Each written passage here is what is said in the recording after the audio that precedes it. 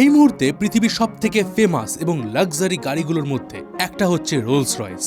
এই গাড়িগুলোর এক একটা দামই শুরু হয় 3 থেকে 4 কোটি টাকা থেকে। কিন্তু জানলে অবাক হবেন, এই গাড়ির কোম্পানি এমন একজনের হাত ধরে শুরু হয়েছিল যার গাড়ি তো দূরের কথা, গাড়ির পার্টস কেনারও ক্ষমতা ছিল না। মাত্র 9 বছর বয়সে সংসারের হাল ধরার জন্য যিনি লোকের বাড়িতে বাড়িতে খবরের কাগজ বিলি করতেন। টাকার অভাবে পড়াশোনা বন্ধ হয়ে গিয়েছিল, যার মা সংসার চালানোর জন্য লোকের বাড়িতে কাজ করতেন। এমনও বহুদিন গেছে এই ছেলেটি দিনে একবেলা খেয়ে দিন কাটিয়েছে। কিন্তু একদিন সেই ছেলেটি তৈরি করেছিল বিশ্বের সবথেকে বড় নামিদামি গাড়ির কোম্পানি রোলস রয়েস। প্রশ্ন হচ্ছে কিভাবে রোলস রয়েস গাড়ি আজকের দিন একটা স্ট্যাটাস সিম্বল হয়ে গেছে। তো আমি রয়েছি মিঠুন আপনার সাথে, আর আপনি দেখছেন রোমাঞ্চপিডিয়া। রোমাঞ্চপিডিয়ার রিসেন্ট একটা সিরিজ আমরা শুরু করেছি, যেখানে আমরা বিভিন্ন ধরনের বিজনেস সাকসেস স্টোরি আপনাদের সামনে তুলে ধরি। আর আজ আমরা আলোচনা করব রোলস রয়েস গাড়ির সাকসেস নিয়ে। কিভাবে হাজারো বাধা পেরিয়ে একটি গরিব পরিবারের ছোট্ট ছেলে একদিন স্বপ্ন দেখেছিলেন, আর সেই স্বপ্ন তিনি কিভাবে পূরণ করেছিলেন, আজ এই সব নিয়ে আলোচনা হবে।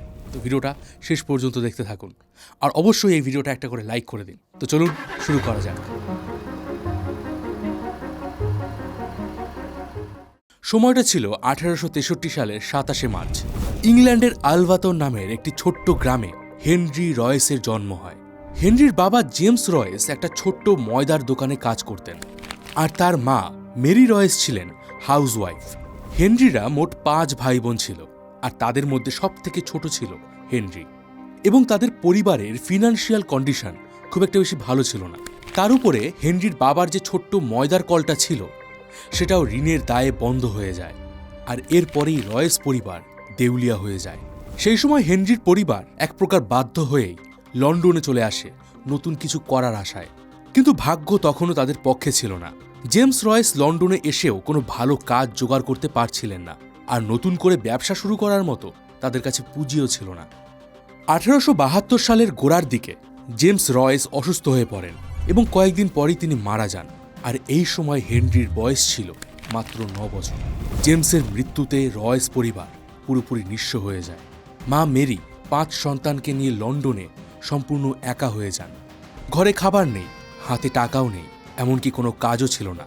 শেষমেশ সংসার চালাতে মেরি রয়েস লোকের বাড়িতে কাজ করতে শুরু করেন।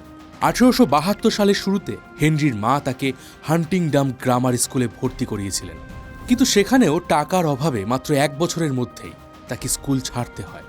আর এরপর থেকেই শুরু হয় হেনরির বেঁচে থাকার লড়াই। অভাবের সংসারে দুমুঠো খাবার জোগাড়ের আশায় হেনরি কাজ খুঁজতে বেরিয়ে পড়েন। মাত্র 10 বছর বয়সে সে লোকের বাড়ি বাড়ি গিয়ে নিউজ পেপার এবং চিঠি পৌঁছে দেওয়ার কাজ শুরু করেন। কিছুদিন পর হেনরি এই কাজ ছেড়ে লন্ডনের একটি গ্যাস কোম্পানিতে কাজ শুরু করেন। তখন লন্ডনের রাস্তাগুলোতে ইলেকট্রিক ল্যাম্প ছিল না, তখন ছিল গ্যাসের ল্যাম্প। আর রয়েসের কাজ ছিল সন্ধ্যায় ল্যাম্প জ্বালানো, আর সকালে সেগুলোকে নিভিয়ে ল্যাম্পগুলোকে পরিষ্কার করা। গ্যাসের এই ল্যাম্পগুলো শীতের অত্যন্ত ঠান্ডায় বারবার নিভে যেত, আর সেই কনকনে ঠান্ডার মধ্যে দাঁড়িয়ে ছোট্ট হেনরি রাত জেগে জেগে সেই ল্যাম্পগুলোর দেখাশোনা করত। তবে এই সময় থেকেই মেকানিক্যাল জিনিসের প্রতি হেনরির আগ্রহ বাড়তে থাকে। সে ল্যাম্পগুলো খুলে ভেতরের গ্যাস মেকানিজম কিভাবে কাজ করে, ল্যাম্পগুলো কিভাবে জ্বলে, এই সব কিছু সে পর্যবেক্ষণ করত। সামান্য একটা গ্যাসের ল্যাম্পও যে একটা মানুষকে ইন্সপায়ার করতে পারে, একটা মানুষের উজ্জ্বল ভবিষ্যৎ বানাতে অনুপ্রেরণা যোগাতে পারে, সেটা কেউ কখনো ভাবতেও পারেনি। আর এরপরেই হেনরির জীবনে একটা টার্নিং পয়েন্ট আসে, যেটা তার জীবন পুরোপুরি বদলে দিয়েছিল। সংসার চালাতে লন্ডনে রয়েসের পরিশ্রম আর মেকানিক্যাল জিনিসের প্রতি তার আগ্রহ দেখে তারই এক মাসি তাকে সাহায্য করার জন্য এগিয়ে আসেন।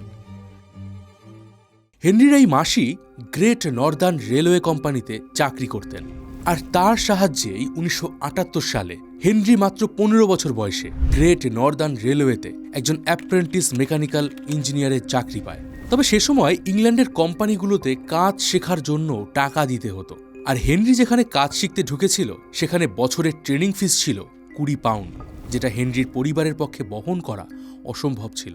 হেনরির এই পুরো ট্রেনিংয়ের খরচ বহন করতেন হেনরির সেই মাসি। এর পরের 3 বছর ধরে রয়েস দিন রাত এক করে পরিশ্রম করেন। দিনের বেলায় তিনি ফ্যাক্টরিতে হাতে কলমে প্র্যাকটিক্যাল কাজ শিখতেন, আর রাতে বই পড়ে পুরো ব্যাপারটা আয়ত্ত করতেন। আর এটাই ছিল তার প্রতিদিনের রুটিন। এভাবেই খুব কম সময়ের মধ্যেই রয়েস লোহার casting, fitting, gear cutting, locomotive engine assemble করার সাথে সাথে ইলেকট্রনিক্সের কাজও শিখে নিয়েছিলেন। রয়েস প্রতিদিন সবার আগে কাজে যেতেন আর ফিরতেন সবার শেষে। তিনি সেখানে শুধুমাত্র কাজ শিখে টাকা উপার্জনের জন্য যেতেন না, তিনি যেতেন প্রত্যেকটা পার্টসের মধ্যে লুকিয়ে থাকা সায়েন্সকে নিখুঁতভাবে বোঝার জন্য। মাত্র 18 বছর বয়সেই রয়েস একজন দক্ষ মেকানিক হয়ে ওঠেন। 1881 সাল আসতে আসতে রয়েস লন্ডনের ম্যাক্সিম অ্যান্ড ওয়েস্টার্ন কোম্পানিতে একজন ইঞ্জিনিয়ার হিসেবে কাজ করছিলেন। এই কাজ তার ইঞ্জিনিয়ারিং দক্ষতাকে আরও বাড়িয়ে দেয়। আর এই কোম্পানিতে কাজ করার সময় রয়েসের মাথায় একটা আইডিয়া আসে। তিনি ভাবেন, আমি যে কাজটা অন্যের জন্য করছি সে কাজটা আমি নিজের জন্য কেন করতে পারবো না। সালটা 1884। হেনরির বয়স মাত্র 21 বছর, আর এই সময় মাত্র 20 পাউন্ড পুঁজি নিয়ে হেনরি শুরু করেন তার company FH Royce and company. এটা ছিল একটা ছোট্ট ওয়ার্কশপ, আর এখানে হেনরির পার্টনার ছিল তার বন্ধু আর্নেস্ট ক্লারমন্ট। হেনরি এবং তার বন্ধু দুজনে মিলে এই বিজনেস চালাতে শুরু করেন। প্রথমে তারা electric doorbell, battery, small Dynamo, crane parts, এসব ছোট ছোট ইলেকট্রনিক জিনিস বানাতে শুরু করেন, যেগুলোর বাজারে ভীষণ ডিম্যান্ড ছিল। ডিজাইন থেকে সোল্ডারিং পর্যন্ত সবকিছু রয়েস নিজের হাতে করতেন।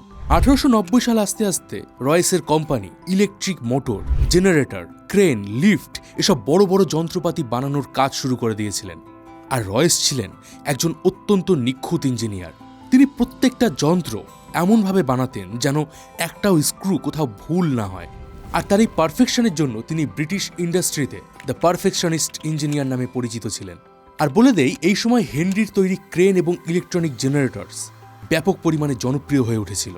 অনেক বড় বড় কারখানা, এমনকি সরকারি কাজেও রয়েসের প্রোডাক্ট ব্যবহার শুরু হয়। 1899 সালে রয়েসের কোম্পানিতে প্রায় 200 জনেরও বেশি ওয়ার্কার ছিল, আর কোম্পানির বার্ষিক টার্নওভার ছিল প্রায় 40,000 পাউন্ড, যেটা তখনকার সময় একটা হিউজ অ্যামাউন্ট ছিল। আর রয়েসের এই ইঞ্জিনিয়ারিং স্কিলের জন্য তার সুনাম সারা ইংল্যান্ড জুড়ে ছড়িয়ে পড়ে। কিন্তু এর মধ্যেও একটা সমস্যা ছিল। রয়েস একজন পারফেক্ট ইঞ্জিনিয়ার ছিলেন ঠিকই, কিন্তু তিনি একজন ভালো ব্যবসায়ী ছিলেন না। 1899 সালের শেষের দিকে ইংল্যান্ডে ইকোনমিক ক্রাইসিস শুরু হয়। ইলেকট্রনিক ইঞ্জিনিয়ারিং গুডসের বাজার হঠাৎ করেই খারাপ হয়ে যায়। রয়েসের হাতে থাকা বড় বড় অর্ডারগুলো এই সময় ক্যান্সেল হয়ে যায়। এই সময় যেন রয়েসের মাথায় আকাশ ভেঙে পড়ে, কারণ ইংল্যান্ডের ইকোনমিক ক্রাইসিস আসার কয়েক মাস আগেই সে ব্যাংক থেকে প্রচুর পরিমাণে ঋণ নিয়েছিল এবং সব টাকা তার কোম্পানিতে ইনভেস্ট করেছিল। আর হঠাৎ এই ক্রাইসিসের ফলে কোম্পানির উপর ঋণের বোঝা অনেক বেড়ে যায়, তাদের সেল কমে যায়। তাই বাধ্য হয়েই রয়েস অনেক এমপ্লয়িকে ছাঁটাই করে দেয় এবং 1 বছরের মধ্যেই কোম্পানির লাভের পরিমাণ প্রায় শূন্যে নেমে যায়। এই সময় রয়েস নিজেও প্রচুর পরিশ্রম করতেন। ওয়ার্কারদের ঘাটতি মেটাতে তিনি নিজে রাত জেগে জেগে কাজ করতেন, এমনকি তিনি ফ্যাক্টরির ফ্লোরেই ঘুমিয়ে পড়তেন। ইলেকট্রিসিটির বিল বাঁচানোর জন্য তিনি রাতের বেলায় মোমবাতি জ্বেলেও কাজ করতেন। প্রায় তিনি দিনে 14 থেকে 16 ঘন্টা কাজ করতেন। খাওয়া দাওয়া ঠিক করে হতো না, অতিরিক্ত মানসিক চাপে রাতের পর রাত তার ঘুম হতো না। সব সময় তিনি নতুন কিছু করার চিন্তা করতেন, আর এই অতিরিক্ত প্রেসার রয়েসের শরীর নিতে পারেনি। কয়েকদিনের মধ্যেই তিনি গুরুতর অসুস্থ হয়ে পড়েন। এই অবস্থা থেকে বেরোনোর জন্য ডাক্তার রয়েসকে হাওয়া বদলের সাজেশন দেয়। ডাক্তার সে সময় তাকে একটি গাড়ি কিনে লং ড্রাইভে যাওয়ার পরামর্শ দেয়। তবে হেনরি কিন্তু শুরুতে ছুটি নিতে রাজি হননি। শেষমেশ ডাক্তারের জোড়াজুড়িতে হেনরি রাজি হয়, আর এরপরেই রয়েস 1902 সালে তার জীবনের প্রথম গাড়ি কেনেন। আর বলতে পারেন এখান থেকে শুরু হয়েছিল রোলস রয়েসের পথ চলা। হেনরি তার লাইফের প্রথম যে গাড়িটা কিনেছিলেন সেটা ছিল একটা ফ্রেঞ্চ ডেকাউভিল। এটা ছিল একটা 10 হর্স পাওয়ারের কার। শরীর স্বাস্থ্য ভালো রাখতে স্ট্রেস ফ্রি জার্নির জন্য তিনি এই গাড়িটা কিনেছিলেন, আর এই গাড়িটাই তার জীবন বদলে দিয়েছিল। রয়েস গাড়িটা চালাতে গিয়ে বুঝতে পারেন যে এটার কোয়ালিটি খুবই খারাপ। ইঞ্জিন শব্দ করে, গিয়ারে জ্যাম হয়, ব্রেক ঠিকঠাকভাবে কাজ করে না। আর একজন পারফেকশনিস্ট ইঞ্জিনিয়ার হয়ে হেনরি কোনোভাবেই এটাকে সহ্য করতে পারছিলেন না। আর ওই গাড়িটাতে কিছু মডিফিকেশন করার জন্য তিনি অসুস্থ শরীর নিয়েও পুরো গাড়িটাকে খুলে ফেলেন। আর তিনি এই গাড়িটাকে একটু একটু করে মডিফাই করতেন, আর তারপর নিজেই সেটাকে নিয়ে টেস্ট ড্রাইভ করে দেখতেন যে আবার কি সমস্যা দেখা যাচ্ছে। সমস্যা দেখা দিলেই তিনি আবার সেই গাড়িটাকে নিয়ে আসতেন তার ওয়ার্কশপে, আর আবারও শুরু করতেন তার কাজ। এভাবে একে একে তিনি গাড়ির পুরনো ইঞ্জিনটাকে খুলে সেটাকে মডিফাই করেন, গিয়ার বক্স চেঞ্জ করে ফেলেন, ব্রেক নতুন করে অ্যাসেম্বল করেন। আর একটু একটু করে গাড়ির মডিফিকেশন যখন শেষ হয় তখন রয়েস রিয়েলাইজ করেন যে মডিফিকেশন করার বদলে তিনি পুরো গাড়িটাকেই রিডিজাইন করে ফেলেছেন।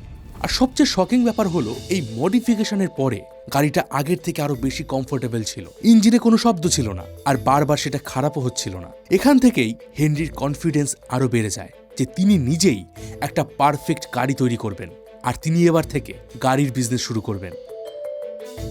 1903 সালের শুরুতে রয়েস নিজের হাতে গাড়ির ডিজাইন শুরু করেন। তার ছোট্ট ওয়ার্কশপেই তৈরি হচ্ছিল সম্পূর্ণ নতুন ধরনের ইঞ্জিন। তবে শুরুর দিকে একা একা কাজ করতে অনেক দেরি হয়ে যাচ্ছিল, তাই তিনি একটি টিম তৈরি করেন। আর এই টিম নিয়েই তিনি ওয়ার্কশপে দিন রাত পরিশ্রম করছিলেন একটা পারফেক্ট গাড়ি তৈরির জন্য। গাড়ির প্রত্যেকটা পার্টসের ডিজাইন রেডি হয়ে যাওয়ার 15 মাস পর হেনরি তৈরি করে ফেলেন তার লাইফের ফার্স্ট মাস্টারপিস। 10 হর্স পাওয়ারের এই গাড়ির মডেলটা ছোট হলেও এটা ছিল ভীষণই স্মুথ এবং আওয়াজবিহীন। এই গাড়িটা দেখে কেউ বিশ্বাসই করতে পারছিল না যে এটা একটা হোমমেড কার ছিল। 1904 সালের 1 এপ্রিল প্রথম ট্রায়াল রানের জন্য এই গাড়িটিকে রাস্তায় নামানো হয়। আর প্রথম দিনই কোনো রকম কোনো প্রবলেম ছাড়া গাড়িটা 50 কিলোমিটার রাস্তা পার করে ফেলে। কিন্তু এর পরেও রয়েস কোনোভাবে যেন সন্তুষ্ট হতে পারছিলেন না, তিনি আরও পারফেক্ট কিছু চাইছিলেন।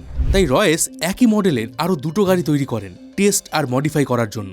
তিনি নিজেই সেই গাড়ি চালিয়ে টেস্ট করতেন আর তারপর সেটাকে আরও বেটার করার জন্য নতুনভাবে ডিজাইন করতেন।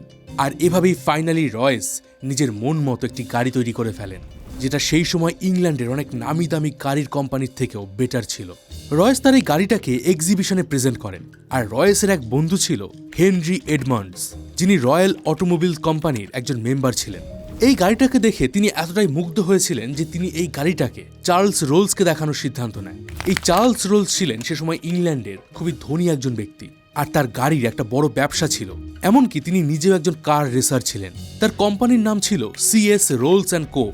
রোলসের কোম্পানি সে সময় ফ্রেঞ্চ এবং জার্মান গাড়ি বিক্রি করত, কারণ ইংল্যান্ডে সে সময় ভালো গাড়ি ছিল না বললেই চলে।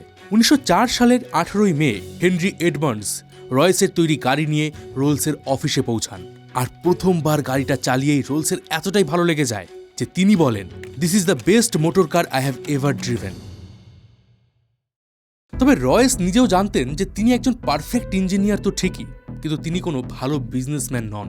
তাই তার এমন কাউকে দরকার যে বিজনেসটাকে খুব ভালোভাবে বোঝেন, যে তার তৈরি গাড়ি বাজারে সঠিক দামে বিক্রি করতে পারবে। আর এই কাজের জন্য রোলস ছিলেন একজন পারফেক্ট পারসন। 1904 সালের মে মাসে মিস্টার রোলস হেনরি রয়েসের সঙ্গে দেখা করতে ম্যানচেস্টার চলে যান।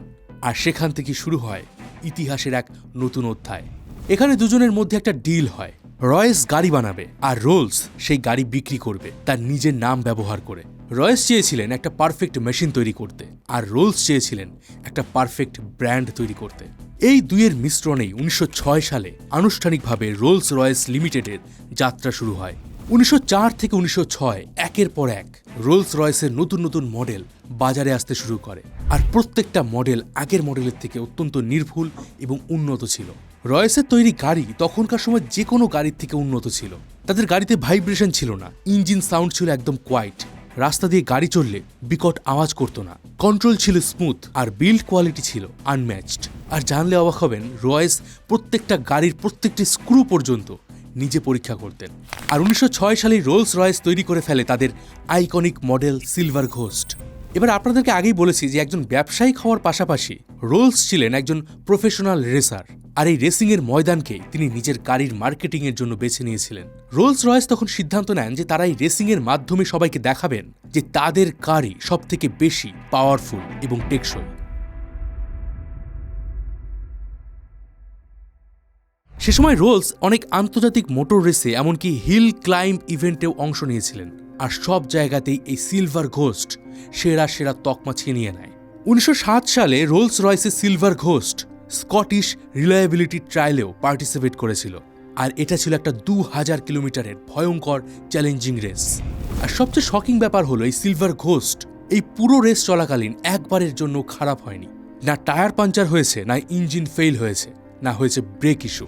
এবার সে সময় তো কোনো সোশ্যাল মিডিয়া ছিল না, বা আজকের দিনের মতো এত মিডিয়ার চলও ছিল না, ফলে বিজ্ঞাপনের সুবিধা ছিল খুবই কম। কিন্তু সেই সময় এই রেসিং ছিল রোলস রয়েসের জন্য একটা হিউজ বিজ্ঞাপনের প্ল্যাটফর্ম। আর এই ধরনের দুর্দান্ত মার্কেটিংয়ের জন্য 1907 সালে সিলভার ঘোস্ট বাজারে আসার পর রোলস রয়েস হয়ে যায় অভিজাতদের প্রথম পছন্দ। রাজ পরিবারের সদস্য থেকে শুরু করে শিল্পপতি, এমনকি ইউরোপের টপ লেভেলের মিলিটারি অফিসাররাও এই গাড়ি অর্ডার দিতেন। 1910 সালের মধ্যেই রোলস রয়েসের এক একটি গাড়ির দাম 1000 থেকে 1500 পাউন্ড হয়ে যায়, যেটা সেই সময় একজন মেকানিকের 10 বছরের বেতনের সমান ছিল। রোলস রয়েস কোম্পানির টোটাল ভ্যালুয়েশন তখন প্রায় 2.5 লক্ষ পাউন্ডেরও উপরে উঠে যায়। ফ্যাক্টরিতে ওয়ার্কারদের সংখ্যা বেড়ে দাঁড়ায় প্রায় 2000। এই সময় সবকিছু একেবারে ঠিকঠাকভাবে চলছিল। রোলস রয়েস হয়ে উঠেছিল লাক্সারি কার মার্কেটের কিং। কিন্তু ঠিক তখনই ভাগ্য আবারও হেনরি রয়েসের সঙ্গে এক কঠিন খেলা খেলল। সময়টা ছিল 1908। রয়েস হঠাৎই প্রচণ্ড মাথা ব্যথা, ক্লান্তি আর শারীরিক যন্ত্রণায় ভুগতে শুরু করেন। তার কাজের ধরন ছিল এমন যে তিনি প্রায় দিনে 18 ঘন্টা কাজ করতেন, রাতে ঠিকঠাক করে ঘুমাতেন না। একসময় তার অবস্থা এতটাই খারাপ হয়ে যায় যে ডাক্তাররা পরীক্ষা করে জানান তার স্টোমাক ক্যান্সার হয়েছে, আর হেনরি মাত্র 3 মাস বাঁচবেন। তবে এসব শুনেও রয়েস কিন্তু হাল ছাড়েননি। তিনি নিজের শরীরের সঙ্গেই যুদ্ধ শুরু করেন। ডাক্তারদের পরামর্শ মতো তিনি সাউদার্ন ইংল্যান্ডের ওয়েস্ট উইটারিংয়ে চলে যান, যেখানে পরিবেশ ছিল শান্ত এবং মনোরম। এখানে গিয়ে তিনি দিনের বেলায় বিশ্রাম নিতেন, কিন্তু রাতে বিছানায় শুয়ে শুয়েই তিনি নতুন গাড়ির ডিজাইন আঁকতেন। আর ঠিক 3 মাস পর তিনি সবাইকে অবাক করে দিয়ে পুরোপুরিভাবে সুস্থ হয়ে ওঠেন। ডাক্তাররাও হতবাক হয়ে যান যে মানুষটাকে 3 মাস বেঁচে থাকার জন্য সময় দেওয়া হয়েছিল, তিনি কিভাবে পরবর্তী প্রায় 2 দশক বেঁচেছিলেন। রয়েস তখন সবে সবে সুস্থ হয়ে উঠেছেন, আর সময়টা ছিল 1910। আর তখনই আরও একটা দুঃসংবাদ সামনে আসে। রয়েসের বিজনেস পার্টনার কাম বন্ধু চার্লস রোলস মাত্র 32 বছর বয়সে প্লেন চালানোর সময় ক্র্যাশ করে মারা যান। আর এই ঘটনায় রয়েস পুরোপুরি ভেঙে পড়েন। কিন্তু সেই সময় তিনি প্রতিজ্ঞা করেছিলেন যে তিনি তার গাড়ির কোম্পানি থেকে কখনোই তার বন্ধুর নাম মুছে ফেলবেন না। আর শুধুমাত্র কিন্তু নাম থেকে নয়, রোলস রয়েস গাড়ির সামনে আপনারা একটা ছোট্ট স্ট্যাচু দেখতে পাবেন। সেই স্ট্যাচুর সাথেও রোলসের অনেক কাহিনী জড়িয়ে রয়েছে, সেটা আমি ভিডিওতে পরে বলবো। রোলসের মৃত্যুর পরেই আরও একটা বড় ধাক্কা আসে, সেটা হচ্ছে প্রথম বিশ্বযুদ্ধ। 1914 সালে যখন প্রথম বিশ্বযুদ্ধ শুরু হয়, তখন লাক্সারি গাড়ির চাহিদা একেবারে শূন্যে নেমে যায়। রোলস রয়েসের মতো গাড়ির কোম্পানিও প্রায় বন্ধ হওয়ার মুখে চলে যায়। অনেক বড় বড় গাড়ি কোম্পানি সে সময় দেউলিয়া হয়ে যায়। কিন্তু রয়েস আবারও প্রমাণ করেন তিনি শুধুমাত্র গাড়ি তৈরি করেন না, তিনি একজন ভিশনারি ইঞ্জিনিয়ার। রয়েস বুঝে গিয়েছিলেন যে এই যুদ্ধের সময়েও তার কোম্পানিকে টিকিয়ে রাখতে হবে, তাই এই সময় যে জিনিসের ডিমান্ড বেশি সেই জিনিসকেই তাকে সাপ্লাই দিতে হবে, আর সেটা হচ্ছে মিলিটারি ট্রাক।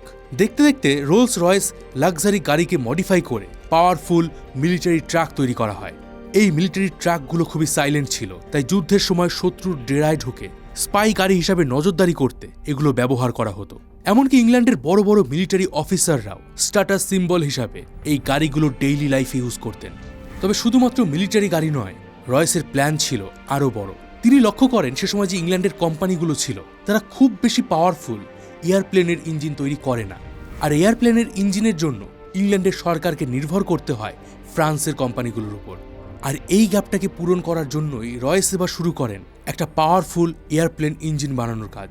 নিজের অসুস্থ শরীর নিয়েও রয়েস শুরু করেন প্লেনের ইঞ্জিন বানানোর কাজ।